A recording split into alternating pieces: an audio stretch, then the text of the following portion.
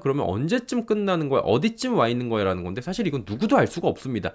다만 과거에 일했던 산업이 어떻게 움직였는지의 단서들이 지금 나오고 있는 것들이 보이기 때문에 그거를 대입을 시켜서 한번 자리를 유추를 해보는 거예요.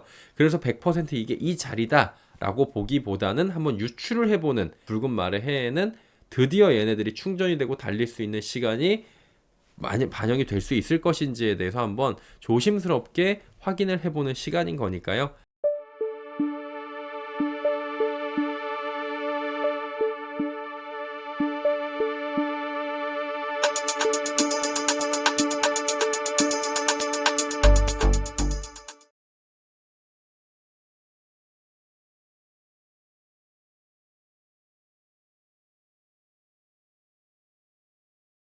첨단 기술이나 상품이 개발돼 출시된 다음에 초기 시장이나 주류 시장 사이에서 일시적인 수요가 정체되는 거, 그 후퇴되어 단절이 일어나는 현상, 규범 표기는 미확정이다 이렇게 나와요. 그러니까 일시적으로 수요가 정체된다라고 하는 겁니다. 이게 단어가 본격적으로 등장한 건 2022년도예요. 그리고 확대 재생산된 거는 캐짐 그런 거는 2023년도. 전기차 수요 둔화에 따라서 배터리 기업들의 실적이 둔화될 것이라는 얘기가 나오면서 하늘 높은 줄 오르고 올라가고 있고, 지금의 반도체 같다라고 보시면 됩니다. 그냥 계속 증설 얘기 나오고 있고요. 그 다음에 그 증설된 곳에서 풀캐파로 돌렸을 땐 도대체 이게 얼마야? 그리고 시장의 생산성이나 시장의 성장성을 봤을 때 이게 못 따라가니까 계속 늘어나가지고 이게 성숙기에 들어갈 때까지는 대박이 날 건데, 그런 것들에 대한 미래 가치들이 계속 당겨지기 시작을 하는데, 그러니까 리튬이 쇼티지가 나버리고 니켈도 막 계속 가격이, 코발트도 올라가고 원자재 쇼티지 나는데 특히나 리튬 쇼티지가 나니까 지금 가격에, 지금 100위안 좀 넘어가거든요, 킬로그램당. 그럼 지금 가격이 4, 5배 됐을 거예요. 지금 이제 올해 2배 올라간 건데, 올해도 이거 기울기가 이래요. 리튬 가격이 2025년도에도 하반기 기울기가 이런 상황인데, 그 가격에서 올라간 가격에서 4, 5배 되는 가격까지 완전히 그때는 폭발적으로 올라갔는데, 그때는 뭐 그런 거죠. 투기 수요도 많이 붙었었던 거죠. 원자재다 보니까. 어쨌든 그렇게 되고 있었는데 느닷없이 전기차 수요 둔화가 생길 거래. 여러 가지 정책들이 그렇게 후퇴를 하고 있고, 그 다음에 그렇게 안 될 거고, 금리가 인상되니까 문제가 생길 거고, 기업들이 못 따라올 거고, 그리고 트럼프 대통령이 당선이 되면 힘들어. 이런 여러 가지 얘기들이 막 나왔어요.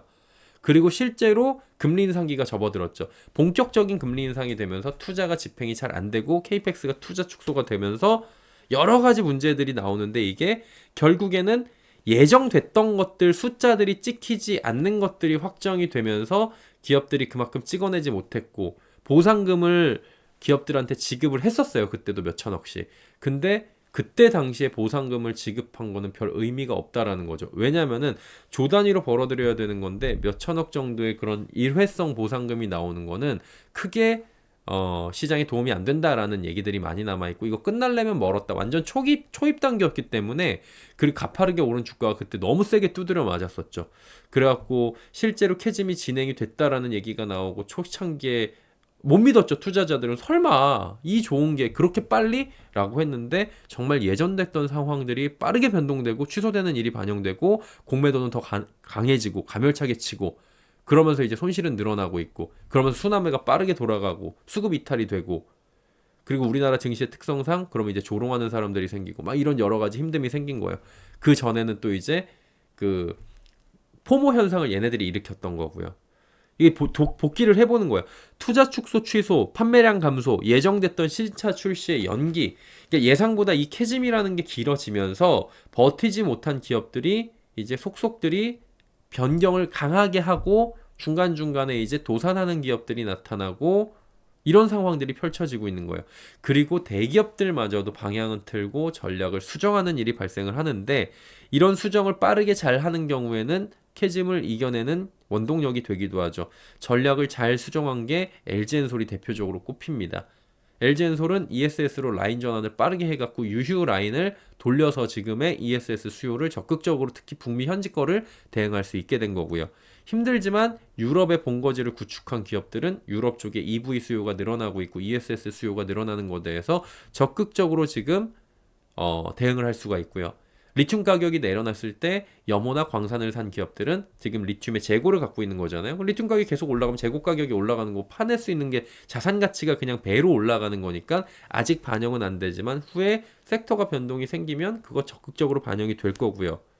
니켈 광산에 투자를 한 기업들은 니켈 가격이 올라가거나 아니면 그 직거래를 통해 갖고 중간 마진을 없앤 다음에 가격 변동성을 줄이고 그리고 단가를 내리고 영업이익률을 높였다라고 한다면 결국에 셀 가격을 내릴 수 있는 계기가 될 것이고, 그럼 영업이익률이 높고 셀 가격을 내릴 수 있어서 품질도 좋으면 얘네만 찾아올 것이고, 지금 제가 말씀드리는 게 어떤 기업인지 빡빡빡빡 오셔야 돼요. 투자하시는 분들은 이런 일들이 발생을 하는 거예요.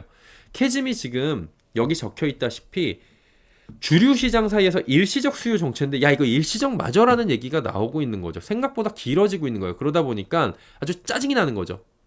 캐즘 현상이 뭐 1년이면 끝날 줄 알았는데 지금 한 4년 뭐 이렇게 되고 있잖아요. 횟수로 10년 가는 거 아니야? 막 이런 얘기 나오고 있고, 캐즘이 아니라 이거 문제 있는 거 아니야? 이런 얘기가 나오고 있어요. 근데 그건 아니고 향후에 이게 주류 산업이라고 하면 진행이 되고 자연스럽게 종료가 되는데 어느 시점이 종료예요 라고 하진 않아요. 역사상 봤을 땐, 산업의 역사 관점으로 봤을 때는 어떤 스무스한 소프트 랜딩 과정이 하드하게 랜딩하다가 마지막에 소프트하게 랜딩되면서 이게 잘 모르는 과정에서 그랬나 싶을 정도로 돌아가요. 이렇게 산업이 재편됩니다. 그래서 최근까지도 지금 계속 거론이 되고 있는 게 또 캐즘 얘기 많이 나오잖아요. 장기화가 되고 있습니다. 이걸 넘어서서 진짜 초장기화 국면으로 가는 것인지 아니면 정말 마무리 단계에 있는데 마무리 단계 이제 마지막 단계인 것인지 체크를 해볼 필요가 있다라는 거죠. 그래서 이 해당 현상은 어느 시점이 마지막이다, 이렇게 딱 잘라서 내일 모레가 마지막이에요, 시점은 명확하게 지정을 하고 가늠할 수는 없어요. 근데 과거 사례를 토대로 추정을 해보자라는 겁니다. 그럼 한번 체크를 해보는 거죠. 최근에 이것 때문에 좀 많이 얘기가 나오는 거예요. LG엔솔 이제 포드랑 FBPS 사례가 있었고, 얘네들이 지금 결국에는 캐즘을 또다시 소환을 시킨 사례죠. 왜? 얘네들이 포기를 한다라고 하니까, 사업을 접는다고 하니까, 야 이거 진짜로 캐즘이 더 초장기화 되니까 얘네들이 못 버티는 거구나, 이런 얘기가 나오는 거예요. 근데 이 사례들을 1년에 패턴화 시켜보니까 과거 이전에 캐즘이 왔던 산업과 좀 비슷한 모습들이 나타난다라는 거죠. LNF는 좀 상이한 경우가 있어요. 저희 채널에서도 말씀을 드렸다시피 LNF는 좀 안타깝고 분명히 놀랄 수 있고 숫자 간에 충격이 올 수 있고, 그러면서도 시장에서는 어느 정도 예측이 됐던 거고, 왜냐면은 그 공정 자체에 대해서 내재화 시켜가지고 완전히 자기들이 배터리를 만드는 과정이랑 지금 포드 FBPS 사례랑은 좀 달라요. 그래가지고 납품이 되기로 한 물량들이 샘플 정도만 납품이 되고 나머지가 납품이 되지 못한 이유가 무엇이냐에 대해서 이 경우는 좀 달라요. 근데 같이 묶어가지고 다 악재로 받아들이고 있었던 거고, 지난 12월 30일 화요일 폐장날 같은 경우에는 LNF발 급락이 좀 많이 나타나서 코스닥까지도 힘들게 만들었던 게 있는 거죠. 그런데 그거는 정리를 해드렸으니까 오늘 할 얘기는 아니고 오늘 산업적 관점에서 말씀을 드리는 거예요. 그럼 어떤 내용인지 한번 구체적으로 보자라는 거죠. 캐즘은 뭡니까? 수요 정체가 아니라 기업을 선별하는 과정이라고 봐야 되는 거예요. 산업 캐즘은 흔히 기술은 맞았는데 시장의 개화나 시장에 도달하는 기간이 생각보다 늦어지는 구간이고요. 그게 주류 산업이나 주요 산업이나 유망 산업이 아니라면 그냥 산업이 없어집니다. 왜? 이따 말씀드리겠지만 공급자의 의지가 없기 때문이에요. 공급자라는 건 누구입니까? 대기업 벤더들을 얘기하는 거거든요. 얘네들이 계속해갖고 이 기술을 유지하기 위해서, 발전시키기 위해서 계속해서 소비자한테 보여주고 확인하고 증명하지 않으면 그냥 사양됩니다. 이런 산업들이 되게 많았어요. 근데 산업 캐즘은 기술은 맞다는 거죠. 근데 시장이 여러 가지 이유로 좀 늦어지면서 그 과정에서 여러 가지 현상들이 발생을 하는 거고요. 특히 이게 후반부로 갈수록 본질이 좀 달라진다라는 과거의 사례들이 있어요. 그럼 캐즘 초반에 어떤 일들이 발생을 하냐면 기술 검증 실패 기업들이 탈락을 속속들이 합니다. 그래서 주식시장으로 예를 들면은 너도 나도 테마성으로 올라온 다음에 옥석 가리기가 진행이 되는 거죠. 그러면서 얘 아니었네 그러는 거예요. 우리도 할게로 막 들어왔다가 기술 검증이 안 돼. 그래갖고 얘네는 그냥 못해. 그러면 수주가 사라지는 거거나 아니면 얘네들은 도태되는 거죠. 그래서 제품 완성도나 성능이나 기능 이런 것들이 확실하게 기술력이 있어야 되는 기업들이 살아남을 수 있는 거, 그게 아니면 일단은 1차적으로 다 잘려나가는 게 캐즘 초반입니다. 그때 그래서 주가들도 캐즘 초반에 오면은 바바바바박 떨어집니다. 왜? 캐즘 오기 전에 이미 주가는 펌핑이 돼 있는 상태이기 때문에 그 상황 속에서 캐즘 초반이 와버리면은 옥석 가리기 진행되면은 그리고 멀쩡한 기업들도 이때는 많이 날아가요. 왜? 분위기상 그렇게 되는 거지. 캐즘 중반에는 어떻게 됩니까? 수요가 둔화됩니다. 본격적으로 수요가 둔화되고 가격 경쟁이 심화가 돼요. 그래서 적자가 늘어나게 되는 거고 그리고 가격 압박을 마진 압박을 많이 받게 되는 그런 상황들이 펼쳐지게 되는 겁니다. 왜냐하면 대중들과의 괴리감 그리고 납품처와의 괴리감 여러 가지가 있는데 거기다가 수요도 넉넉치가 않으니까 규모의 경제도 못 만들어. 기술력은 아직까지 완전히 하이클래스에 온 건 아니니까 원가 경쟁력도 좋지 않아. 그런데 가격을 깎아야 되는 상황이야. 그러니 적자가 확대가 돼. 그럼 여기부터는 재무 구조에 대해서 압박이 심화가 될 수가 있고 여기부터는 기업들이 휘청한다는 소문들이 나타나죠.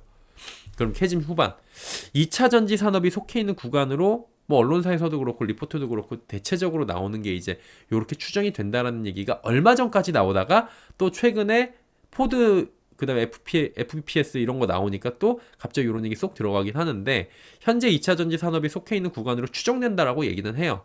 캐즘 후반이라고. 재무 체력 부족 기업이 붕괴가 됩니다. 이때. 나가 떨어져요. 그러니까 우리 이거 못하겠다고 손을 두 손 두 발을 결국에 드는 기업이 나타나는데 생각보다 큰 기업들이 여기서 속출을 해요. 그리고 계약 해지를 하거나 사업 철수하거나 구조 조정들이 요때 나타납니다. 이 중반을 거쳐갖고 중반에 이제 적자가 확대되니까 버티다가 결국엔 못 버티고서 나가 떨어지는 애들이 생기는 거예요. 초반, 중반까지 왔는데 야 이게 도저히 못 버티겠다 그러면서 특히 장기화되면 장기화될수록 이런 기업들이 늘어나요. 그러면 이거는 바꿔 얘기하면 살아남을 만한 기술력이 있거나 재무구조가 되거나 탄탄한 회사만 살아남아서 승자 독식 구조로 가는 그런 정리 국면이 가요. FBPS나 일부 EV 전용 스타트업들 뭐 노스볼트도 그렇고요. 노스볼트는 좀 이전이었죠. 그다음 포드의 EV 축소, 그다음 미국 쪽에서 또 배터리 기업들 지금 힘들어요. 조그마한 배터리 스타트업 기업들 있거든요. 그러니까 이게 보도는 안 되는데 제가 요거 사례를 오늘 가지고 오지 않았는데 전부 나가리가 되고 있습니다. 지금 안 돼요. 힘들어요. 왜냐면 이게 보통 산업은 아니니까. 그러면 이런 것들에 대한 축소, 포드는 이제 EV 산업을 축소시킨다 그러고 FBPS는 아예 전략적으로 사업을 철수하고 미국 쪽에 있는 EV 스타트업 기업들은 그냥 도산하거나 그냥 두 손 두 발 다 들고 있어요. 이런 일들이 최근에 일련의 사태로 발생을 하고 있거든요. 이런 게 이제 캐즘 후반부에 기업 선별 단계로 해석하는 근거나 이유가 될 수 있다라는 거예요. 그러면은 이게 우리가 배터리 기업들을 하고 있는데 일반 산업적인 관점에서 과거에 어땠냐? 캐즘 후반부에 이걸 한번 가지고 오는 게 가장 객관적인 거잖아요. 이때 주로 나타난 현상이 장기 계약이 깨진대요. 이게 기술 문제가 아니라 고객사의 사업 지속성이나 재무 안전성 문제인 건데 돈이 없어서 우리 못 하겠어요. 이거 우리가 받아가지고 너희들한테 납품 받아가지고 이 기술을 가지고 우리가 완제품을 만들어야 되는데 못 할 것 같아. 왜냐면 우리가 이거 할 돈이 없거든. 우리 파산이에요? 아니 우린 지금 이걸로 적자를 더하다가는 우리 원래 기업이 망할 것 같아 갖고 못 할 것 같아. 그래서 이거 기술 문제가 아니고 그냥 아우 이거 사업이 영속이 안 될 것 같아 이러는 거죠. 두 손 두 발 들기 시작하는 거죠. 이번 FBPS 계약 해지가 상당히 닮아있다라고 꼽힐 수 있는 이유가 되는 거고요. 그 다음에 후발이나 전문화 기업이 먼저 무너지는 건데 단일 산업, 단일 고객, 단일 제품 구조 그러니까 케이펙스 선투자하고 수요가 지연되면은 버틸 여력이 부족해집니다. 왜냐면 투자를 많이 했고 그래가지고 여기서 지금 투자한 만큼 돈이 나오는 거를 근거로 해갖고 투자금을 받은 거잖아요. 내가 5천억을 받아가지고 5천억 갖고 2년 안에 만들어가지고 5천억을 투자한 걸로 1년에 얼마씩 뽑아냈는데 산업이 엄청나게 커지는 거여갖고 그 돈을 가지고 또 재투자를 할 거야라는 계획까지 세웠다고요. 보통 이런 성장 산업들은 그런 식으로 가요. 2년 동안에 그러면 이자만 물면 돼. 근데 그 사이에 여기는 시기적으로 금리가 올라와 버리니까 재무 부담이 커졌어. 그리고 KPX를 막 늘렸어요. 투자를 때렸는데 갑자기 이렇게 수요가 지연되는 것들이 나오는 거니까 그러면 이제 가지고 있는 돈으로 버텨야 되는데 이자 부담은 커져 버틸 여력이 부족해지는 거예요. 그러니까 이거를 빠르게 수요가 있는 곳으로 라인 전환을 한 곳들은 지금 숨통이 트인 거고 그게 안 되고선 이것만 바라보고 간 건데 보조금도 미국 쪽에 없대. 거기다 특히나 이제 상업용 차나 이런 것들을 하려고 했던 것들은 더더욱 힘들어. 지금 그거 할 때가 아니라 그래요. 그러니까 버틸 여력이 하루하루 떨어져 나가는 건데 야 이게 못 버티겠다 하면서 두 손 두 발 드는 곳들이 생겨. 한마디로 기술은 있는데 체력은 없다라는 표현이 적절한 거죠. 그리고 선도 기업은 계약을 줄여요. 근데 망하진 않아요. 선도사는 계약 조정, 수주 이연, 포트폴리오 전환 이런 식으로 대응을 하는 거거든요. 계약 조정을 하잖아요, 지금. 수주가 이연되잖아요. 내년으로 이연되든지. 그리고 포트폴리오 전환을 적극적으로 하잖아요. 그러니까 완성차 기업들은 하이브리드 쪽으로 전환을 빨리빨리 좀 해가지고 수익성을 맞추려고 하고 있어요. 근데 전환을 하는데 EV를 안 없애고 그냥 동일하게 가져가면서 하느냐 아니냐 그게 차이인 거죠. 국내 기업들이 요런 그 선도사의 포지션을 지금 가지고 있는 배터리 기업들이 그 다음에 현대차도 그렇고요. 상당히 있죠. 그리고 GM 테슬라 보면 어때요? 저거 하고 있잖아요. 그러니까 여기에 들어오지 못하는 이 상위권 기업이 아니면 힘들다라는 거예요. 그러면은 이전 산업이 어땠냐면 스마트폰이 있었어요. 요런 비슷한 게. 스마트폰 산업에 캐즘이 왔는데 당시 산업을 보면 스마트폰 보급률이 급상승합니다. 제가 스마트폰을 처음 사용한 게 2011년 정도였던 것 같아요. 저는 이제 스카이 이자르폰이라는 걸 사용을 했는데 별로 이렇게 쓰고 싶지가 않더라고요. 스마트폰 자체를 그 당시에는 거부감이 좀 왔었어요. 근데 써보니까 너무 좋아. 막 썼는데 너도 나도 쓰다 보니까 갑자기 이제 이 정도면 됐지 그러면 성장이 둔화가 됩니다. 기술 혁신은 있었는데 수요가 어느 정도 되니까 증가가 멈춰요. 왜냐면은 비싸고 그 다음에 다 비슷비슷한 것 같고 다 비슷한 걸 만들어내고 있고 그러다 보니까 한번 멈추는 거죠. 이 다음에는 가격 저렴한 게 좋은 게 나왔어야 되는 거고 여기서 이제 카메라 성능도 붙은 게 나와야 되니까 하이엔드는 하이엔드로 가고 보급형은 보급형으로 나와야 돼 갖고 엔트리들이 쫙 나와줘야 됐었다는 거예요. 근데 예전에는 갤럭시 딱 있고 그 다음에 아이폰 있고 그 다음에 거기에다 붙여갖고 노키아도 나오고 HTC도 나오고 막 되게 많았잖아요. HTC 핸드폰 기억나시는 분들은 계실 텐데 있었어요. 근데 얘네들이 다 나름의 대기업들이었다니까요. 근데 우리나라는 중소 ODM 뭐 있어요? 스마트폰 스카이라는 게 있었죠. 그런 것들도 없어지고 그다음에 LG도 심지어 접었고 노키아 스마트폰 철수했죠. HTC 이게 대만 걸 거예요 아마. 적자 누적되면서 사업 축소하고 이름 들어보면 아는 이런 큰 기업들이 전부 다 지금 사업을 접었다는 거예요. 도산하거나 접었어요. 왜 안 될 것 같으니까. 살아남은 쪽은 뭐예요? 삼성 애플. 지금 양강구도 물론 이제 중국 애들이 치고 올라오는 거인데 그러니까 다 비슷해요. 중국 애들 그러면 그때 치고 올라와서 지네 내수 쪽으로 하고 삼성 애플께 처음에는 점유율이 높지만 결국에 그거를 갖다가 기술력 베껴가지고 최대한 비슷하게 따라 올려고 하면서 중국 특유의 그 국뽕으로 해가지고 중국 거를 사야 된다 그래갖고 중국 쪽에 그 공안 애들 보면은 애플폰 하나 더 가지고 삼성이나 애플폰을 하나 더 가지고 다닌다고 하잖아요. 그리고 이제 자국 거 화웨이나 샤오미나 이런 거 오포나 비보 이런 거 가지고 다니고요. 두 개를 가지고 다닌다고 그러잖아요. 그러니까 내수 거를 걔네들은 먹는 거예요. 그러니까 그것까지도 비슷해요. 이제 중국이라는 시장이 들어와 있는 상황에서는. 그 공통점은 얘네들 보면 뭐예요? 현금 창출력이 있고요. 포트폴리오가 다각화가 돼 있어요. 브랜드 파워가 아니면 애플처럼 완벽하든지 그리고 애플도 아이패드부터 해가지고 다양하게 가지고 있고 핸드폰만 하는 게 아니고 삼성은 모바일 MC 사업부뿐만이 아니라 가전부터 해갖고 그다음에 얘네는 그 메모리 파운드리까지 해갖고 다 돼 있잖아요. 그러니까 수요가 만약에 둔화가 된다고 하더라도 후발 단일 기업이 이런 식으로 탈락할 수밖에 없어. 근데 얘네들이 들어온 게 후발이었던 거지. 뭐 이런 게 문제가 있었던 기업이 아닌 경우도 있었는데 그때도 그거를 그 막대한 자금을 버티질 못하는 경우가 생긴다라는 거예요. 그리고 슈퍼사이클 후반에는 이제 메모리 총황 이후에 얘네들도 마찬가지로 얘네들도 이제 스마트폰 산업도 막판에 이렇게 됐었고 반도체 산업 슈퍼사이클 이전에 지금 반도체 이전에도 초호황 이후에 급락이 나왔는데 공급 과잉 맞고 투자 부담 돼가지고 결국에는 못 버텨갖고 날아간 애들이 여기도 많았어요. 후반부 현상을 보면 중소메모리 파운드리 업체 구조조정 나왔었고요.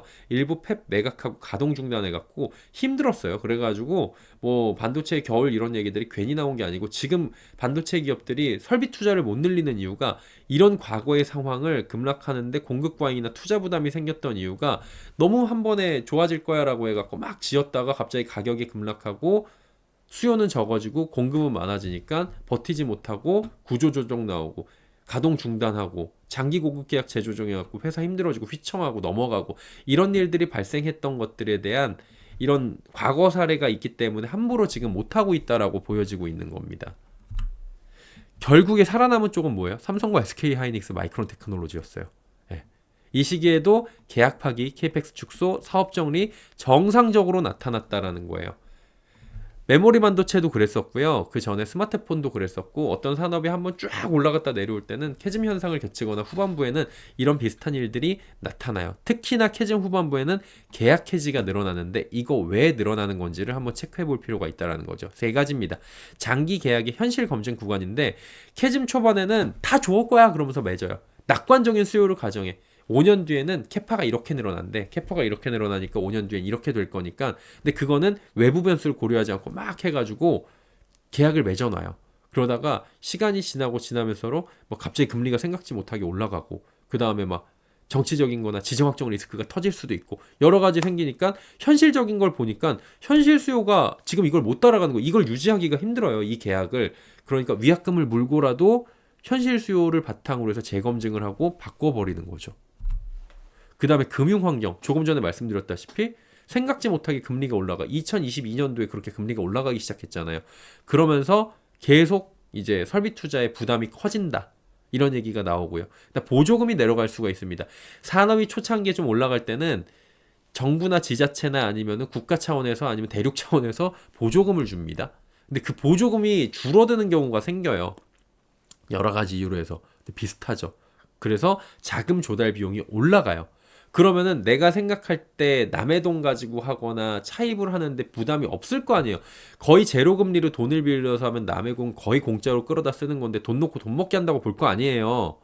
1,000억이 필요한데 600억을 보조금을 받아. 그럼 400억만 하면 되는데 400억은 또 금리가 싸. 그러면은 조달 비용은 없는데, 조달 비용에 대한 이자 비용이나 이런 것들은 없는데 내가 이렇게 키울 수 있는 거니까 돈 놓고 돈 먹기였는데, 이게 상황이 역전이 되면은 내가 얼마를 지금 가지고 있는지 수중에 이걸 봐야 되는 겁니다. 근데 재무 체력이 약한 기업들이 이게 버티겠냐고요. 낙관적인 것만 보고 하다가 이런 기업들은 결국에 탈락을 하는 거고, 기술력이 문제가 아니라 체력 문제가 지금 번질 수가 있다는 거죠. 그리고 기술은 맞았는데 타이밍이 늦는 건데, 지금 뭐 그때 당시에 스마트폰도 그랬고 반도체도 그렇고 기술은 있는데 이게 산업이 돌아오는 사이클에 내가 감당을 못하는 거예요. 틀린 산업이 아니라니까요. 문제는 속도와 비용의 차이인 거고, 그때까지 버틸 수 있느냐 없느냐의 차이인 건데, 못 버티면 이제 나가 떨어지는 기업들이 생기는 겁니다. 지금 그러면 이걸 다 대입을 해가지고 보는 건 어떻게 할까요? 배터리 산업은 어디쯤일까요? 캐즘 이야기가 나온 게 벌써 만 3년째고 햇수로 내년이면 4년째고 2026년 기준으로 이제 4년 5년째예요. 이제는 캐즘의 끝자락, 그리고 업황 재편이라는 분석들은 늘어날 수밖에 없는 시점이고 이미 나왔어요. 이 얘기는. EV는 성장 속도가 둔화됐다라고 하는데 이것도 이제 결국에는 다시 재편될 것. 그래서 지켜보면 이제 대륙별로 차별화 지켜볼 만, 이런 얘기가 나와요. EV 쪽은 지금 성장 속도가 오히려 다시 빨라지고 있고요. 북미 쪽은 지금 둔화가 됐다라고 하는데, 둔화가 성장이 마이너스가 됐다는 게 아닙니다. 그래서 그런 것들을 투자자들이 체크를 해야 되는 건데, 결국에는 이 차별화돼 있고 그것들이 이제 캐즘이 끝나고 가격이 인하가 되는 국면에서는 어떻게 되는지 지켜볼 만하다. ESS는 이제 본격 성장 초입이다. 기술은 성숙기에 접어드는 모습이다. 근데 아직도 기술이 성숙기에 완전하게 접어들려면 시간이 많이 남았다는 거예요. 46도 있고 MLR도 있고 끝판왕이라는 전고체도 있고, 이거 나오려면 아직 멀었다는 거죠. 그럼 문제는 뭐예요? 누가 끝까지 버티느냐, 이런 얘기들을 할 수가 있는 겁니다. 그럼 살아남을 조건은 뭐예요? 현금 흐름이 충분해야 된다라는 거고, 제품 포트폴리오가 다변화돼 있어야 된다는 거예요. 이 기업이 배터리만 하는 기업이 아니면 더더욱 좋죠. 다른 것까지 해가지고 캐시카우가 있으면 더더욱 좋죠. 버틸 수 있으면. 주가가 좀 빠질지언정. 그렇게 지금 버티는 거예요, 기업들은. 그리고 제품이 있더라도 한 군데에 몰빵되어 있는 게 아니라 EV 쪽이랑 ESS를 하느냐, 원통형, 각형, 파우치형이냐, 2170만 하냐, 46도 하느냐, 전고체는 어떻게 되고 있느냐. EV에서는 지금 LFP랑 LMR이랑 그 고전압 하이니켈이랑 소디움이랑 하이니켈, 울트라 하이니켈이랑 어떻게 폼팩터가 되어 있느냐, 이 다변화도 봐야 되는 거예요. 그리고 주 고객층이 한 곳에 몰빵되어 있느냐 아니냐, 이런 것도 봐야 되는 거고, 벤더사가 이제 OEM사가 빅 고객이냐, GM이냐, 아니면 테슬라냐, 현대냐, 포드냐, 이런 건데, 포드는 최근에 그래서 이슈가 좀 나온 거죠. 어디에 따라서 이 조건을 모두 충족하는 기업들 위주로 해서 빠르게 재편이 될 거라는 거예요. 이 충족하는 기업들은 많지 않은데 대다수가 국내 기업들이 잡고 있다. 그게 좀 다행적인 그나마 이제 체크를 해보면 그런 거죠. 결론적으로는 캐즘 후반부에는 모든 산업이 계약 해지와 사업 철수는 이상 신호를 익히며 악재로 해석이 돼요. 그 당연한 겁니다. 근데 캐즘 후반부가 맞다면 과거에도 있어왔던 구조조정 과정 막바지로 볼 수 있지 않을까라는 얘기가 이제 나올 것 같고, 이 관점이라면 배터리 산업의 위기가 아니라 준비되지 않은 후발 기업들이 걸러지는 재편 국면으로 볼 수 있다라는 겁니다. 다만 체크 포인트들이 아직 남아 있습니다. 예, 추가로 또 계약 해지가 뭐 나올 수도 있죠. 그리고 수주가 오히려 나올 수가 있고요. 그렇죠. 그리고 도태되는 기업들이 쭉 나올 수가 있고요. 그래서 산업 현황이나 업황들 계속 확인하면서 따라잡으면서 확인할 것들 확실하게 확인이 필요하고요. 지금 중요한 건 누가 계약을 이뤘나 중요하지. 중요해요. 이거 중요합니다. 근데 이것보다 더 중요한 건 누가 이 국면을 끝까지 버텨서 막바지를 잘 이겨내는 그런 체력을 가지고 있냐라는 게 관건입니다. 그리고 살아남은 기업들의 이익 구조가 확보되는 단계로 들어가게 되는 거고, 캐즘 이후의 성장기를 거쳐서 산업은 이제 결국에 성숙기로 들어가게 됩니다. 그럼 성장률이 자연스럽게 둔화되는 곡선을 만들 텐데, 이러한 것들에 대해서 산업적인 흐름을 캐치를 하고 계셔야 된다는 거예요. 무엇보다 지금이 반드시 캐즘 후반부고 곧 끝나요. 한 1월이면 끝나요. 이렇게 단정은 못 지어요. 그런 말씀 드리려고 이 방송 드리는 것도 아니고, 그러니까 지금 사세요 이런 게 아닙니다.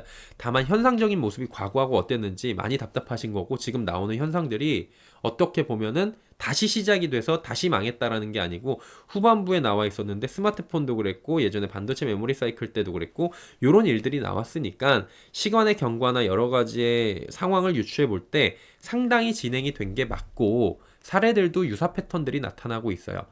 캐즘을 종료시키는 건 누구의 의지? 공급자의 의지입니다. 그러면 공급자 누구예요? 뭐 배터리 공급자들, 빅벤더들. 그러니까 예를 들어 LG엔솔, SK, 그 다음에 삼성 SDI, 그 다음에 그 OEM들 테슬라, GM, 현대 이런 그 전기차에 대한 그런 의지들, 이런 것들이 계속 반영이 되면서 신차를 만들고 그 다음에 새로운 폼팩터를 만들고 적용을 해가지고 플랫폼을 만들고 뭐 얼티엄부터 해가지고 그런 eGMP 다 이런 거죠. 그래갖고 이 버티는 기업들이 계속해가지고 꾸준하게 가고 있는 이상 산업의 방향성은 앞으로 가기 마련이고, 이미 지어놓은 게 많아갖고 이 기업들은 뒤로 빼긴 좀 어려울 겁니다. EV 산업은 근데 이제 보조금이나 정책, 그 다음에 여러 가지 지정학적인 것까지 밀접하게 연결이 되다 보니까 많이 복잡해요. 많이 어렵고. 그래서 이제 투자하기가 굉장히 어려운 상황이 지금 펼쳐지고 있는 겁니다. 현 구간에서 예민하게 움직일 수 있는 사안들이 있기 때문에 이런 것들을 체크를 하시면서 한번 산업을 연초에는 돌아보자 라는 말씀을 드리고 있는 거고요.